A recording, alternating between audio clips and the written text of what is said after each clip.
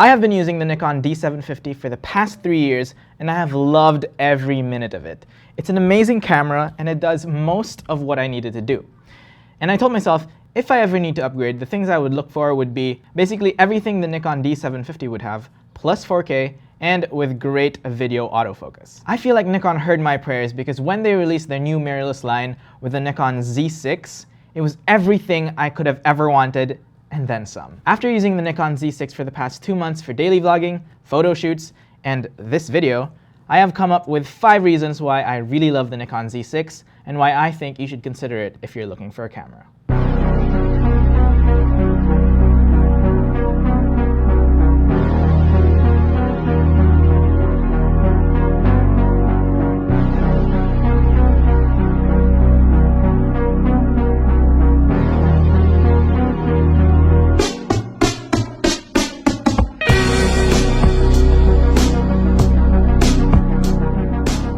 Alright, number 1, dynamic range and ISO performance. The Nikon D750 was really known for its excellent dynamic range and ISO performance at its time, and I think that the Z6 is a direct upgrade to that. It's great at recovering shadows, and I can really attest to this because when I take my photos, I always underexpose. Here's an example of a photo I shot in Poblacion. You can see that I shot it a little bit underexposed, and the final image looks great because you're able to have all those details, especially if you shoot in RAW. So that is a huge plus for me in terms of taking photos. In terms of ISO performance, it's also really great. It starts out at ISO 100 and ends up at 51,200, which is great. And if you want to push the ISO even further, it can go down to ISO 50 and all the way up to 204,800. I really enjoy the ISO performance of the Nikon Z6 because on video, when I shoot my vlogs, run and gun stuff, I just put the ISO on auto ISO, and then sometimes it creeps up to ISO 16,000, 20,000, and it's still very, very usable. So that is great knowing that I have a really wide range of ISO to play with. The second reason I love the Nikon Z6 is because of its ergonomics and menu system. The Nikon Z6 feels great in the hand. It doesn't feel small and tight and cramped like other mirrorless cameras, and the grip has space for all my fingers. I have like moderately normal sized hands, so your mileage may vary if you have really big hands. But for me, it works great. I think they really did well on the grip because you can see that they made the grip a little bigger than the actual body of the camera. And I think they did this because they wanted the grip to feel really nice. I feel like it's on par with a lot of DSLRs like my Nikon D750. I couldn't really feel a huge difference between them. And to think that the Nikon Z6 is a mirrorless camera and it's so much lighter than the Nikon D750. The button placement is also really great. The people at Nikon really thought of how photographers would use it, and the joystick lands perfectly where my thumb would be, so it's really easy to access. The primary and secondary command dials click really nicely, so you can actually feel when you've clicked it, and the response is very tactile. One of my favorite things about Nikon cameras is the switch between video and photo mode. And this time it's placed in a more convenient position compared to the Nikon D750, where it's down here, so it's a little harder to reach. On the Nikon Z6, it's placed a little bit above the joystick, so if you need to reach for it, it's easily reachable. Next is the menu system. If you're used to Nikon menu systems, then you'll feel right at home with the Z6. It's basically formatted the exact same way as they did for the DSLRs, with some new additions for mirrorless features, such as silent shooting, IBIS, and other stuff like that. So when you're on screen, the first thing that you'll see is the I menu. When you hit the I button on the back of the camera, you'll see a menu of different settings you can customize. And the great part about this is you can customize it for video and photo. So you can have different settings for your photo mode and your video mode. So if something isn't really useful in the photo mode, but it is in the video mode, like for example, changing your frames per second or changing the photo file settings like JPEG or RAW, then you don't have to have it in your video mode. And the same works for your photo mode. So you can have a distinct photo mode and you can have a distinct video mode. And that makes it a lot easier for people like me who shoot run and gun. So sometimes I want to shoot a photo and then right after I want to shoot a video. So that is a great feature. The third reason why I've had so much fun with the Nikon Z6 is because of the in-body vibration reduction, or Nikon's version of IBIS. This gives the Nikon Z6 5 axes. It gives it 5-axis image stabilization. It moves the sensor up and down, left and right, so it can account for micro jitters that your hand might have. This is especially useful for video because it takes out the small shakes that you might have if you handhold the camera. But for photos, it's also really useful. I've always shot most of my stuff at 1/125th because I think that that is like the prime spot without any stabilization that I can handhold. But with the Nikon Z6, I've been shooting stuff at like 1/120th, 1/130th of a second, and I don't feel scared to shoot at that shutter speed because it has that image stabilization. Oh, and the best part is that you don't even have to use your native S lenses to take advantage of the vibration reduction. You can actually use the FTZ adapter to adapt your old F-mount glass to the Z-mount, and it'll still have 3-axis image stabilization, which is great. So for me, that means that I can use my 50mm 1.8G, and it can have 3 axis of image stabilization. So instead of shooting at like 1/125th like I normally do with that lens, I can shoot up to like 1/60th, 1/50th, even 1/40th, and still have sharp images. Here is some footage that I shot with the image stabilization on, and you can see that it really helps a lot.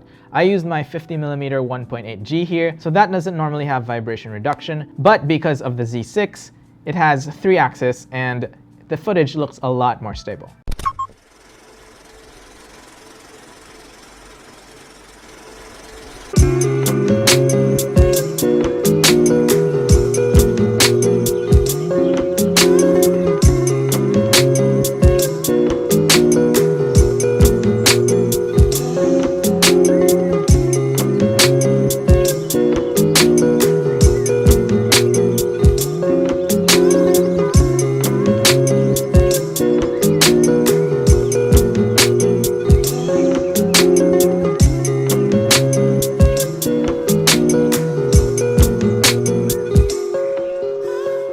And honestly, I wouldn't mind shooting a lot more handheld stuff with the Nikon Z6 because its image stabilization is great and I can rely on it to stabilize my footage. Fourth is something that I have been begging Nikon to have, and finally, it is amazing. Like, all this wait has been so worth it. I've seen so many cameras that have come and gone from different brands with, you know, great focusing. And I've always wanted Nikon to have the same level, if not better.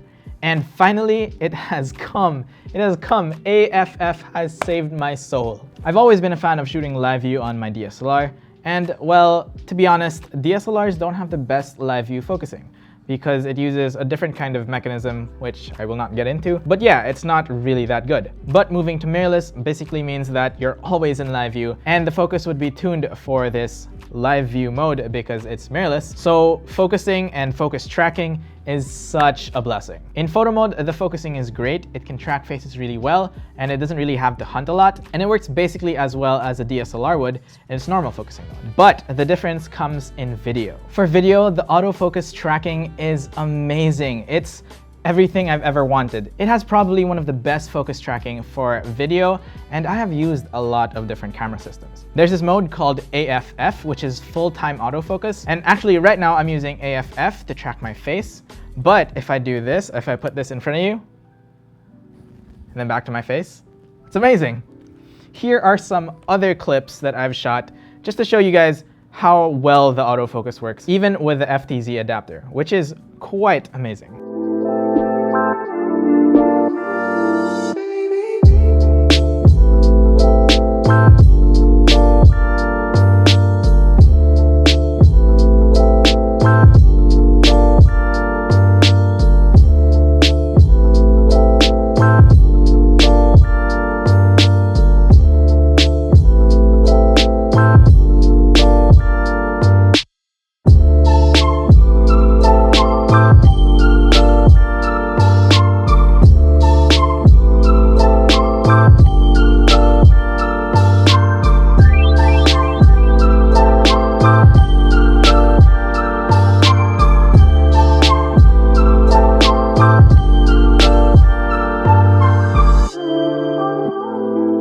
In AFF mode, it'll track the faces it sees on screen, and you can even tap on a subject and it'll track that as well. Another huge plus that I only found out by using the camera is that when it does face tracking, it not only tracks the face, but if you have some kind of auto mode that's on, like what I usually have is auto ISO, when it tracks the face, it'll actually recognize the face and expose for the face. Even if behind you is really already overexposed, it'll expose properly for the face. And that kind of metering is great, especially for vlogging, because, well, you can't really see the exposure because it doesn't have a flip out screen, but it has that feature, so you can always know that your face is properly exposed. Focusing in video is also really natural and not jittery. I've experienced a really jittery focus with some other brands, but this just works really well. Like, look at this.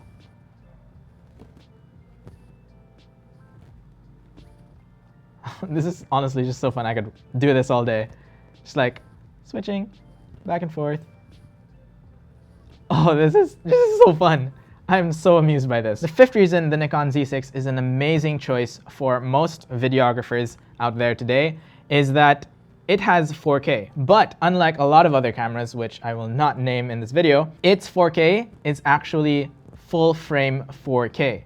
What this means is that there's no crop when you use 4K 30 frames per second. So you can actually make use of your glass, and your 35mm will be a 35mm, and your 50mm will be a 50mm, and so on. So you don't have to think about a crop factor if you want to use 4K, which is great because, well, you get a full frame camera to be able to use that full frame. And ideally, when you shoot video, you'd still want to have that full frame look. So yeah, I'm a sucker for the full frame look. So being able to shoot in 4K full frame is a huge advantage. Now I know I said I'd give 5 reasons, and it's already been 5 reasons, but let me get your attention for a little while longer because this really deserves your attention, and that is the FTZ adapter. I wasn't expecting to enjoy the adapter as much as I do because, I mean, it's an adapter, but being able to use all my f-mount glass on the new Nikon Z6 is amazing because I've invested a lot of money into f-mount glass, and I want to be able to use that. And usually when you switch to another system, you'd have to buy a whole new set of glass.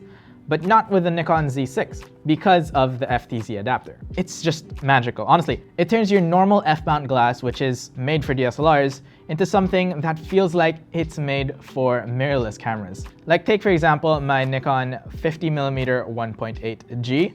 It's a great lens. I love it so much. And I really love the fact that I can use this on my Z6. I kind of call it like a smart adapter because I never thought that this lens could focus track so well, but when you pair it with the FTZ adapter and the Z6, it focuses amazingly, like almost like it was made for the Z6 even when it's not native. And honestly, I don't even feel like I need to buy the S equivalent of the 50mm lens. And honestly, I'd much rather just keep this and, you know, save some money. But yeah, the FTZ adapter is great, and I really recommend that you get it, especially if you have existing f-mount glass. So yeah, that's about it for this video. I hope you guys enjoyed me just talking about my new camera. I honestly am just so excited about it. I love that it's opened up new possibilities for me and my creativity. So yeah, if you're currently a Nikon shooter with a DSLR and you're looking to get a mirrorless camera, I would really recommend you get the Nikon Z6 or Z7, depending on if you need all those megapixels. I don't, so Z6. And if you're coming from another camera brand and you're looking at the Nikon Z line, I think right now would be the best time to try it out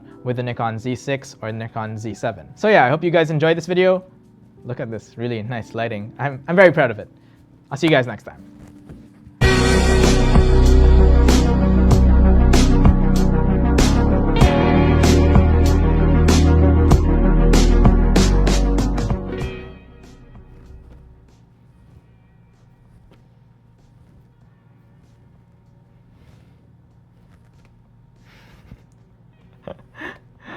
This is so entertaining. All right. Why are you still here? Like, why are you still watching? Just watching me do this.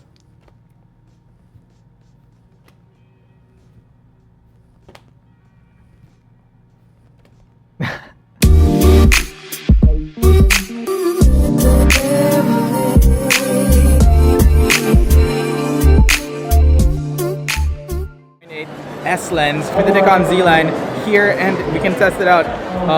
Yeah, let's check it out.